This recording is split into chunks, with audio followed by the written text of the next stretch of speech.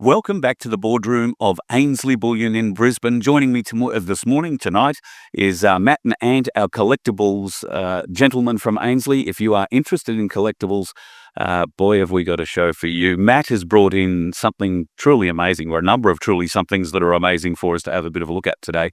Thanks, guys, for having us back in. And how's things going at the moment with Ainsle Bullion? Yeah, traveling really well. We've just come off a busy 4, 5, 6 week period, just with the gold price edging higher.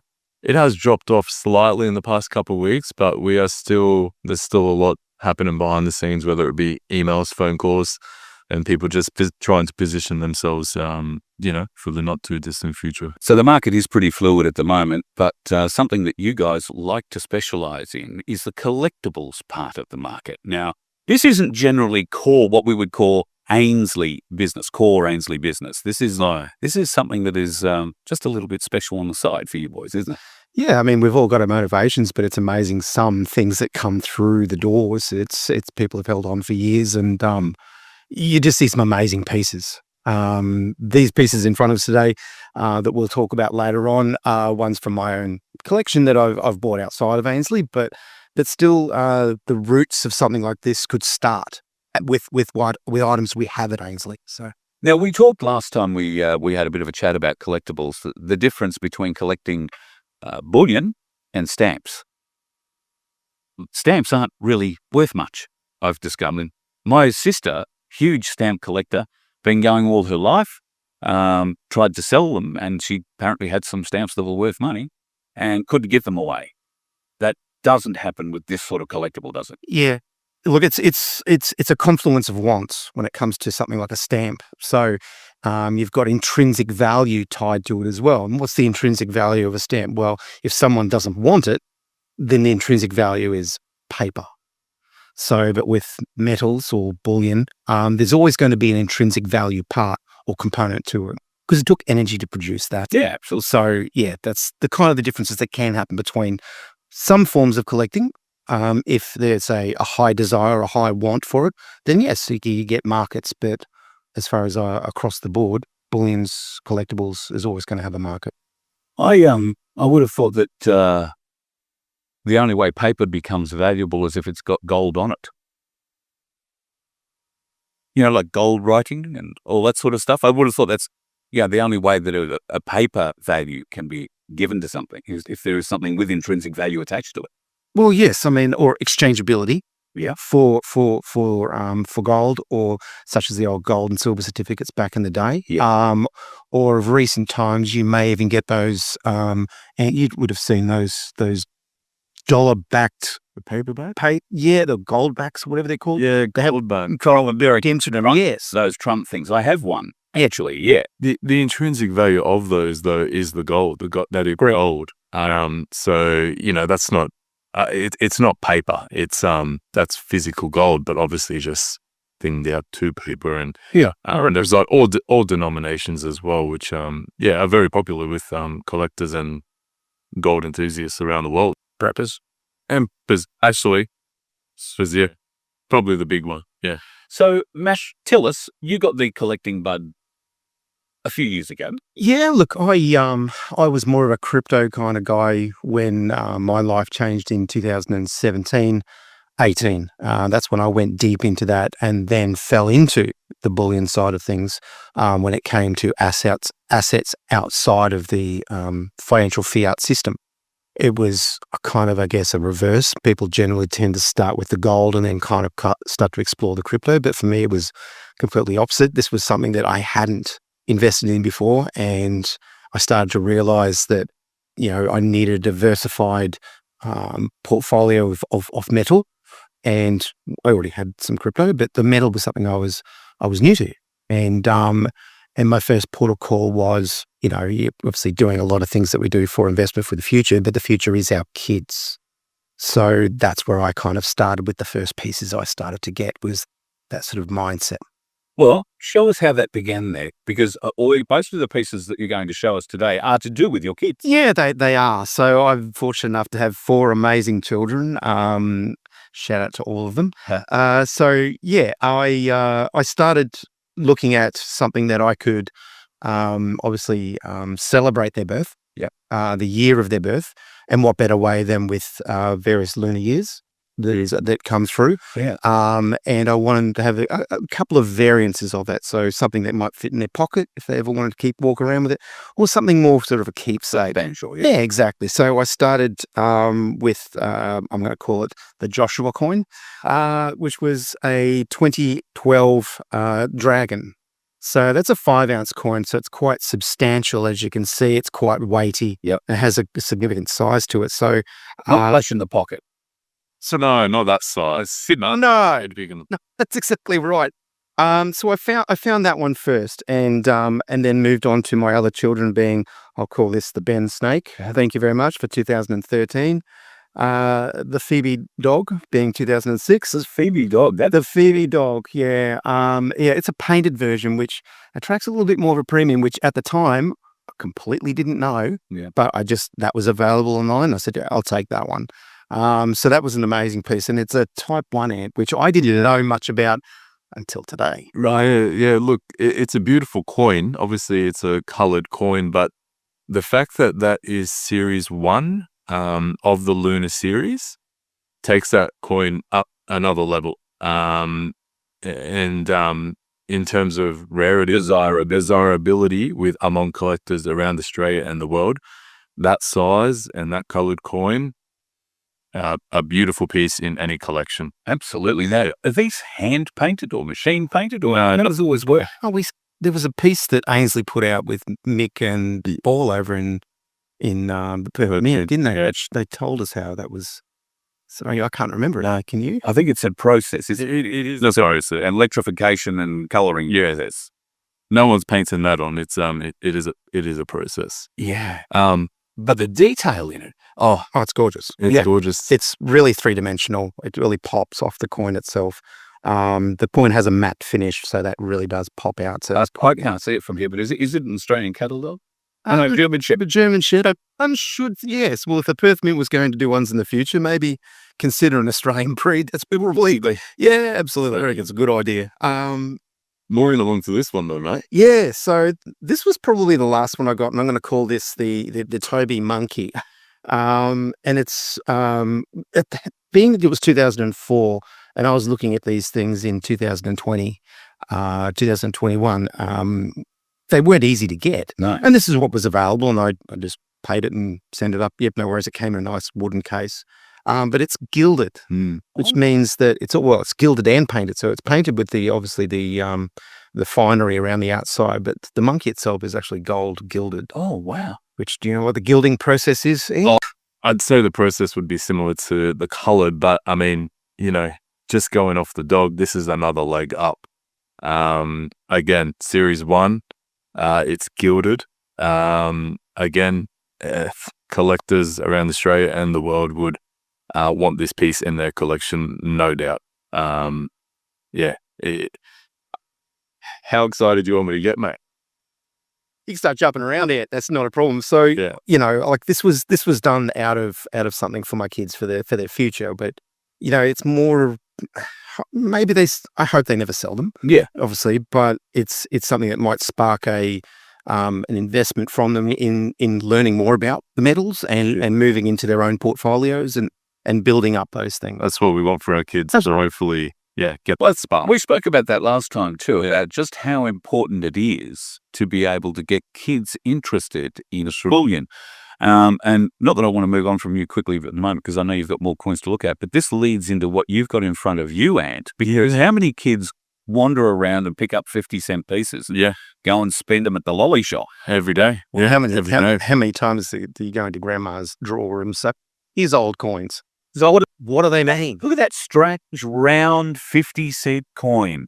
I've never seen that before, Mum. Yeah. And look, just if we can get started on this, we're finding a lot more buyers and investors are looking for that fractional silver. They're looking for the half ounces. They're looking for, 20 gram bars. When it comes to these rounds, these each weigh, they've got 10.62 grams of pure silver content in each coin, which is 1/3 of an ounce in silver. So, I mean, And these coins have all been out since 1966. Yes. Only came out in 1966. I think it was 3 of them made, and that was. I don't think it's legal to melt them down, but I do believe that some had probably been destroyed. You would have to say so. So yeah. If you do come across one of these in your grandmother's drawer or getting change from anywhere, hold on to it. Yeah, but I mean, in terms of just that fraction, having the fractional silver in your pocket, being able to barter, look at that. These are the types of pieces that you want. So in theory, with, what did you say? They've got 30. They've got 0.3416, 0.3416. Oh, now it's third of an ounce. So 3 of those, it gives you an ounce of silver. So let's just imagine that's an ounce of silver. It's about the same size. You can split that into 3 transactions if you felt so. Yeah, you'd rather have 3 pieces to make up that one to be able to, like Matt said, transact where you need. Well, speaking of the rounds, you've got the Ainsle rounds, so the 1 and the 1 ounce rounds. Absolutely. This sort of falls in the middle. We even have the halves. We've got the halves. Halves. Yeah, the 1 ounce, half, and 1 ounce. But yeah, this does sort of fall in between the 1/10 and the half ounce. Yeah. Being 10.62 grams of silver, the half ounce being 15.5. Yeah. It's those 3 pieces. In terms of fractional silver, is the sizes that you're looking for. And these are still out there in circulation. They're floating around. I mean, you don't see them that much in like getting handed retail change and so forth. It does happen. It does happen. I've got one. Really? It does happen, but I might be shopping in the wrong spots. Got to get lower in it back. I think people have caught on when they do see, obviously a piece like that. They'll go, "Oh, I'll give you 50 cents if you give me that 50 cents." And, the cashier is probably none the wiser. And yeah, sure. I mean, just looking at that, the value of that is, retail's sort of floating up and down to either minus plus $20. Yeah. Roughly spot, roughly $20. Spot price on that is $17.50 at the moment. Yeah, right. But the 10.62 mirrors. And for a face value of 50 cents. It's a bit like how you get your gold coins out of the country. Does that? That's a whole nother topic. Yeah. Does how? And does that not scream the debasement since 1966? Yeah. Do you know what I mean? Like it's gone from 50 cents worth, which, you could probably buy, I don't know. Probably a perfect example of that, actually. Just the debasement on absolute debasement of the currency. So where this is only my personal opinion, but I think there's probably a few people aligned with this thinking, is that silver is very undervalued, whether that be through COMEX contracts that is produced out of nothing, like a Xerox machine, and saying, "Hey, look, here's supply that really isn't there." To other means of debasement. But I think that in the future that there is every chance, and I do say this to people, is that where I think silver is going, I believe silver could easily triple from where it's currently at. Easily triple. So there might be a day in the not too distant future where that little 50 on the coin as it's stamped, very hard to reproduce, it's very hard to counterfeit, that little trusted round 50-cent piece might not be 50 cents, could be $50. Yeah. So these could be $50 coins. Yeah. So yeah. And they are still available. You can actually buy these through Ainsle. You guys must be sorting through the bank handout. Every time coin goes through, there's another one. No, we do sell these. We sell them in bags of 50 and for a good price too, in terms of the price per ounce. So yeah, something that we here at Ainsle love, and we love to sell as well. It comes to about 17 ounces in the bag, approximately 17 ounces, maybe just over. Yeah, wow. So it's a good chunk, great divisibility. And a great way to get your kids involved, interested in the coin under the realm to begin with, keeping an eye out, watching their money, but then keeping an eye out for rounds like this that for sure hopping out. Well, look, I I remember getting lunch money, or mow the lawn, get some couple of bucks here and there. Look, they might not be able to go out and buy a $50 or $60 1 ounce coin, but they may be able to get a 17 or a 20, depending on where they're able to source it from. They may be able to get one of those. And it's just another way that in a little tube, they could just start putting away their pennies and stacking. It's a great learning experience. Absolutely. So with all good collecting, there comes a point, I would think, where one has to consider sales. Yeah, we don't like to. You can see the enthusiasm in David. Letting go of your babies can be a bit hard. Can be. For me, you would have to be looking at the ratio between gold and silver to be getting rid of your silver. Or, I mean, what? But what is that trading? Like you've obviously expressed a bit of interest in a couple of the things that Matt's never going to sell. Yeah. But if he was open to a trade, is there anything that you have in your collection that you would say, oh, well, I might get rid of this so that I could have that from you? I'll let Matt. Matt, do I have anything in my collection look, you might like? Ant's got some amazing pieces that we can't quite show at the moment, but a lot of pieces that are kind of famous, I would suggest, is a way of describing one of them. It's well known amongst the community. I don't think he'd ever let go of that one. I would love to take possession of it, but So in answer to your question, that yes, there is a piece that he would trade. It's whether or not I will.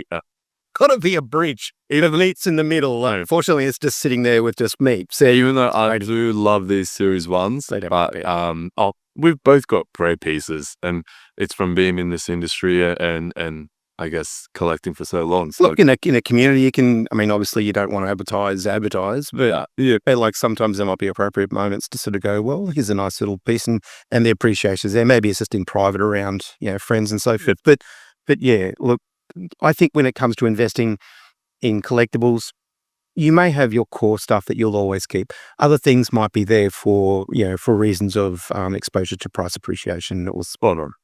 and those are willing to get rid of. But there's going to be a balance between the two. Yeah, that's perfectly said. I fully agree. Is it a dynamic market? I mean, are there a lot of you guys out there chasing I coins? think this is more Ant's realm. I think. Yeah, look, I think it's a very small market. It definitely is growing. There's no doubt about it. I think more people are just being woken up to old pieces, vintage pieces of silver, pieces that in Australia's history date back to the 70s, 80s, and even before that as well. You're talking brands like Harrington, Engelhard. They have stories attached to them. Yeah. I think they'll see value in that. So Yeah. So I mean, yeah, absolutely. It's a very niche market. You really have to know what you're looking for. But yeah, it's small, but I feel it's growing. and the number one tip: don't clean them. Yes. No. Absolutely. Never clean them. Shiny does not mean more value. Yes. Yeah, if you have an old vintage bar, whether it be Harrington, Engelhard, any brand, If it's orange, pink, purple, and every other color, and it's clean, black, and it's got tonnage on it, do not clean it. never. Right. So that's a bit like the antiques market. Yeah, sure. Don't take off the patina. Yeah, Absolutely. Yeah. I've got a piece at home, which is a 1933 florin. I think it is 34. 34. It was actually, I think it was 34, 35. They actually kind of did 2 years, but in the one. Yeah. And it depicts a horse and like a rider or something on it. And when I bought it, it was completely black. Mm. Like it was in a case. And it was completely. Hard to make it out, but it was there. If I had cleaned that back in the day when I was just starting, it'd be worthless. Yeah. Absolutely worthless. Maybe just the weight of silver and that's it. It'd be like this. But in the form that it's in, they only produce so many of them. It's worth a significant amount. I received an email from somebody probably before Christmas or just after Christmas, last Christmas. They said they had 3 pieces of 8. Oh. 3 pieces of 3 and pieces of 8. So now the only time I've ever heard of pieces of 8 is to do with pirate silver. Yeah. And I believe the 8 is like, here's 2 pieces of 8. The 8 was they fractionalize whatever they had, a coin or a lump or whatever they did. Yeah. And by weight, each of these pieces became, I don't know, let's call it an ounce. out of one whole piece of stuff. Does that make any sense? And if somebody came to you and said, "I have a piece of ape," what would you say? Well, if it was full-on pirate piece of aid from the day, I think it's probably worth a bit. It's interesting even seeing, how they would break that piece up or that piece. And I'd like to see a piece like that, but if someone came to me and sat down and said that, I would have to do some research. I'm sorry, that term for me. I've seen pieces of aid, but it could be a referral to various incantations of that idea that went through time, and the breakability, cuttability, divisibility, how old that, maybe it was an original idea that was, 1000 BC, and then maybe there was another one at 1500 BC. I don't know which one it would be, but I've definitely heard of that, and I think I've seen some. Yeah, well, I've only ever seen like on pizza. Yeah, it's basically what it is. They cut it out of a pizza, and yes, whatever that chunk is weighs as your little triangle.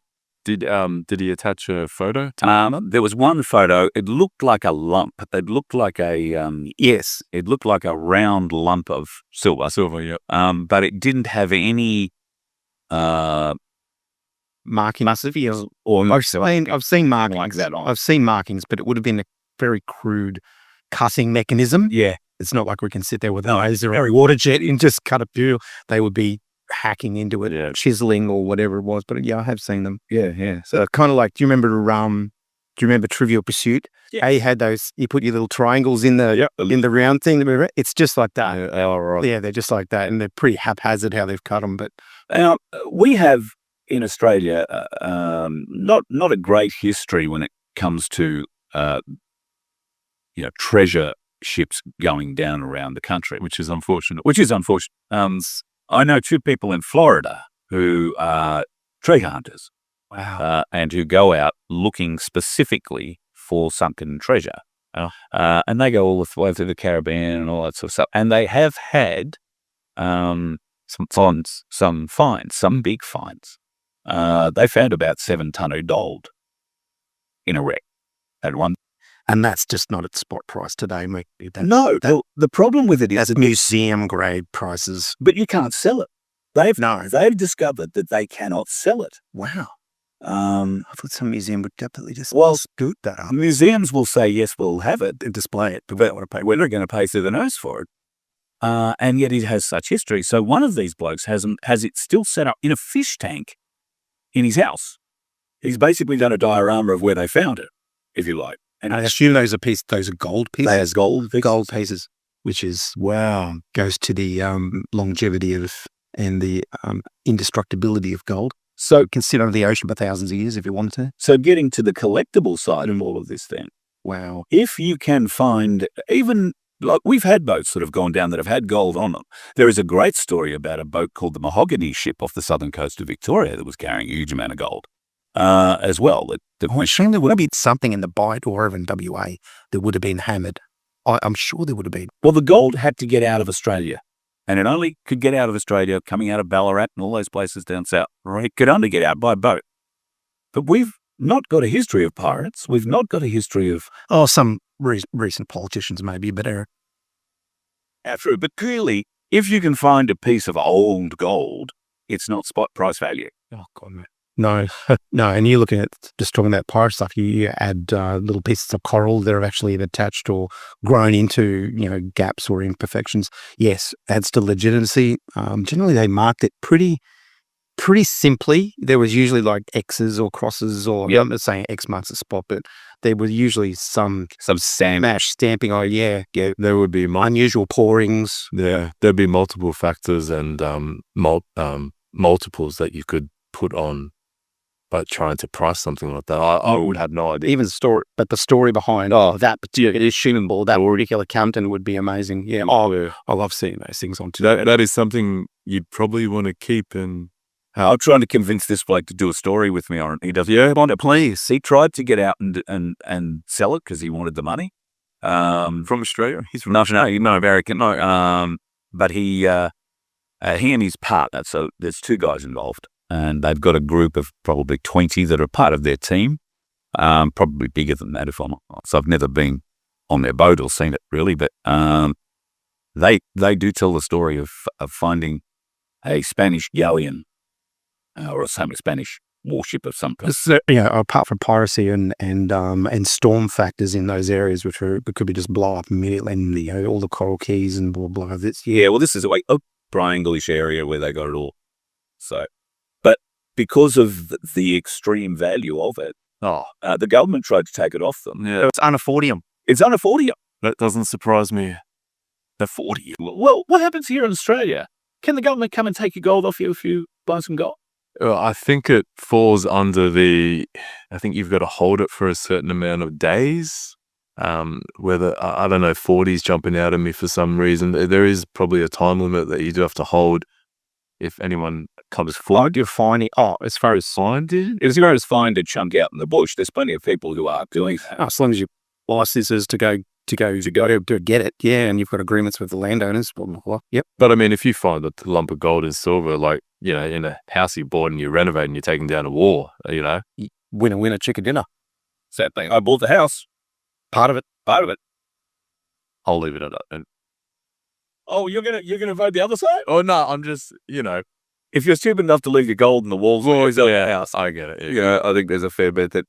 I've been told a story, if I can say this, that his father passed away. He came in and he told me the story. His father passed away, and he lived in a caravan. His son sold the caravan, but couldn't find the bullion that he had, and he had a lot.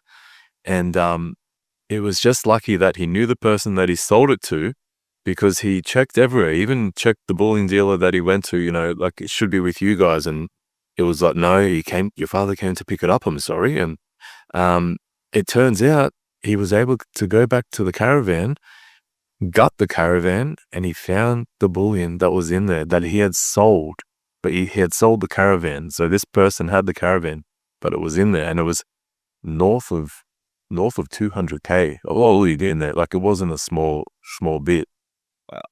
Which goes to maybe thinking about safe and secure storage practice. If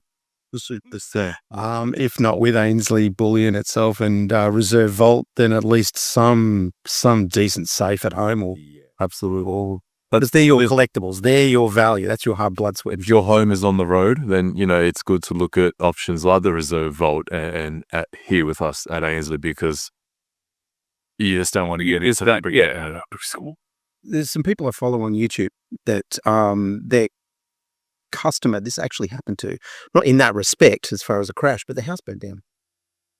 Oh, yeah, and this particular gentleman's well respected in the bullion industry over in America. And anyway, it was a forest fire or similar out in a remote property that he had, and it burned down. And he had gold and he had silver as within a safe. Then look at, some have different ratings, and it burnt. It melted down, but it just melted. That's all it did. And yeah, it had some green plastic and crap and all this other crud in it. Well, they gathered it up, sent it off to the refiner. Okay, he lost a little bit in the refining cost process, but it was repoured back into bars, back into gold, back into silver, and handed back to him. Yeah. So yes, that's metals. Metals can survive that stuff, and yes, it's if you can get a good fire rated safe, gaze, or again reserve vault, and we have insurances for that sort of thing. And of course, Ainsle's storage. It's recoverable. Is your point? It's recoverable. It's recoverable. Yeah. And you can always access it. And if you're on the road and you need some of it, you've got a crypto wallet through Ainsle or whatever, then you can swap some of your bullion out of storage through Ainsle Crypto and pull it out of the bank. Simple email up there, funds all. Yeah, and those funds could be deposited. All right, let's get back onto the collectibles. So very serious. Give us an idea for people who are watching and want to try and instill an interest in bullion in their kids and a collecting interest. How do you start them? What's the best way to kick this off?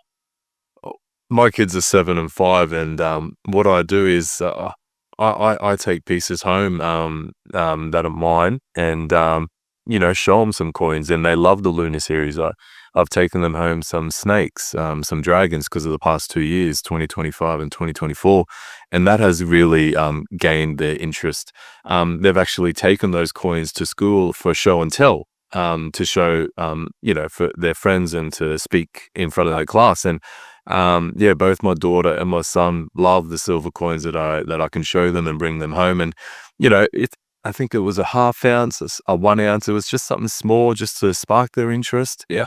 And my son is, every time I come home now, he's like, "Any silver, Dad?" And I'm like, "No, not today, mate." Like, it's sparked his interest, which is good. And he's only 5. So You'll be looking outside of your house too for it now. well, that's, like we said, it sparked his interest, and now he's going to be like, "Oh, silver." And my daughter's the same. She loves it as well. Yeah.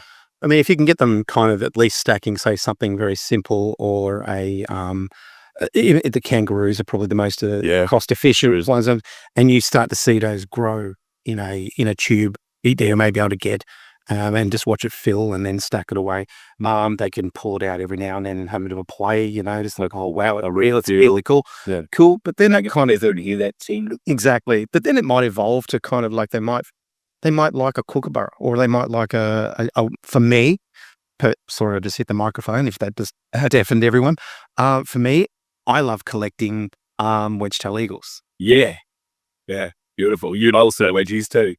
Beautiful set. You like that one? Yeah. So the wedge-tail eagle is something that Ainsle offers yearly. Yeah. And I started collecting reasonably aggressive 2020 in getting the years that I didn't have. And I'm nearly there. You're nearly there. I'm nearly there. I'm just missing one, and the 2017, which is 2017, which appears that most of them just went over to America. I don't know what the go is, but they just all disappear. Our coins, they just disappeared over there. So, But that's still looking for, especially because of the exchange rate at the time. It's a lot cheaper to buy Australian silver or American. I don't know whether it's like sure. it was just a popular thing, because I mean, obviously America has the silver eagle itself, and this is our version of an eagle, which kind of, I don't know, but it's a beautiful piece. It's gone over there, and it's eluded, mate. And I still wait for that one. So maybe my very good friends, I'll put out the feels. That would be awesome. Thank you. So maybe they just get onto, as far as a collecting kind of thing, maybe they get onto something that's dear to their heart.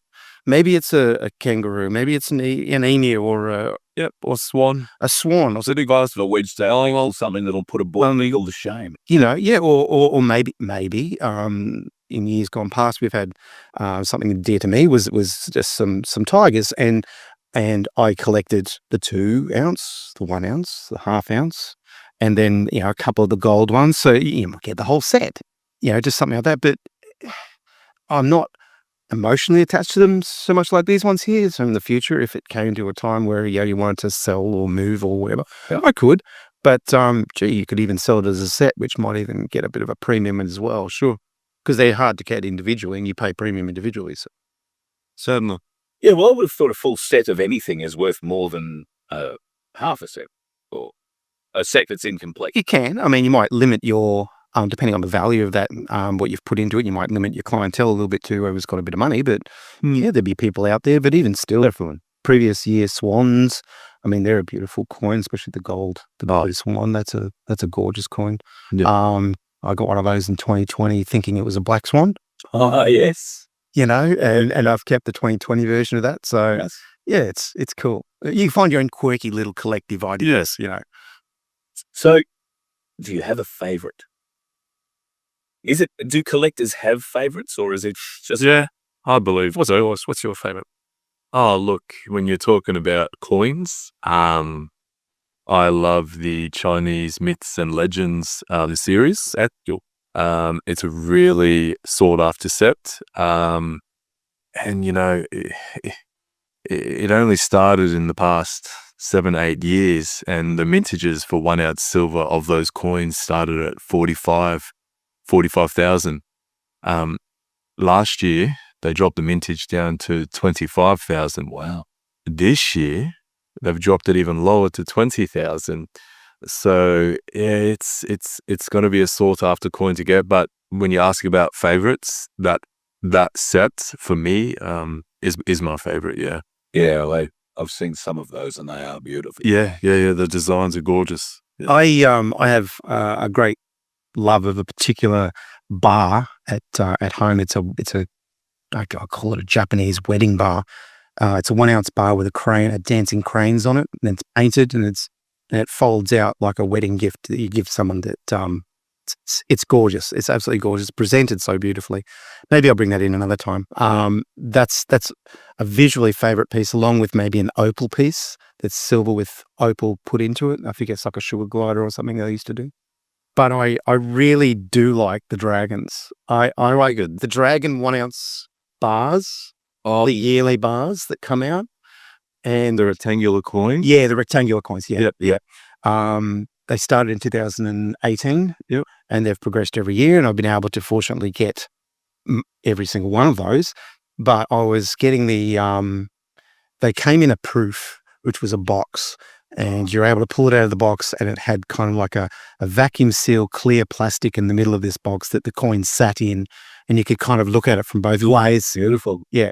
So was able to secure the 18, 19, 20. I think you showed me that. Yeah, 18, 19, 20. But then I was waiting for the Perth Man to bring them out, and either I missed it or they didn't. But then in researching, I think they have, and they're out there, but they're premium to get now. So I've kind of kiboshed that idea. But I just get the yearly ones. I like the dragon bark on one. And it's part the enjoyment, the chase. Yeah. It's 100%. It's about the chase. I've got to keep the OCD and kind of check through. Yeah. Lord, it happens. It's all about the chase. I can tell you, there's collectors that, come in here and check in with some of us, every week. And it's just seeing what we have available and what's being sold back to us. And sometimes we can help them out. Sometimes we can't, but it's the chase that keeps that just blood flowing in. As we pointed out at the start of this, collectibles is not core business for Ainsle, but you do get them come through the door. Yeah, we do. And look, we try to help them, we ask. It's either a yes or no answer, and we... Every person's situation is different. Yeah. And, you don't want to pry too hard into why, but... No, sometimes they get rid of it. They've obviously sometimes weighed it themselves. Yeah, if you've got to come and sell it, you've got to come and sell it. There's a mad bill that needs paying or whatever. And nobody's ever happy about that. I know when I'm always very happy when I come in here, unless I'm coming in here to sell. Yeah. But, I mean, as proven by, these little things from 2004, I mean, these are continuing through the years, and that's something that Ainsle does produce every year. Also, Ainsle produces, the Perth Mint produces, and as a authorised so for Queensland for them, these are accessible every year. And, for the grandparents, the aunties, uncles, and so forth, they're looking for a birth of or Christmas present or birth of a child. Yeah, with that year. Shout out to Marianne and Ned and his new son.